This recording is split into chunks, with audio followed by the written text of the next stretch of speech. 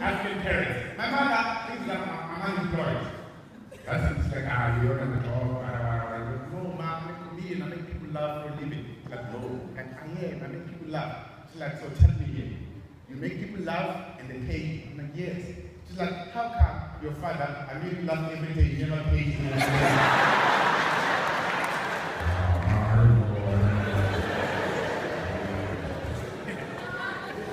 But now, as a black boy growing up, right, I wished my parents were white. I'm judging myself. As a black boy growing up, I wished my parents were white. You know? Because as a white boy, when you grow up, you know, even when you make mistakes, the parents don't give you a high, they don't beat you up. They ground you, they send you to your room. Like, Mike, go to your room, go to your room. Don't talk about TV, go to your room. And then you get to your room, you got a TV and a PlayStation. What's the point? Ooh, man, you're so mean. But we know, African kids, African parents don't mess around. When you notice, they beat you up, they give you a hiding. And the thing with my mother, before she gives you a hiding, man, she tortures you first.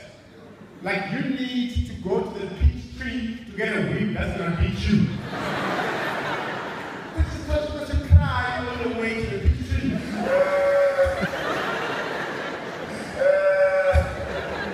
Hoping that your mother will say that's okay, that's my mom, man. And get a whip from the peach tree, still comes. Maybe it's good,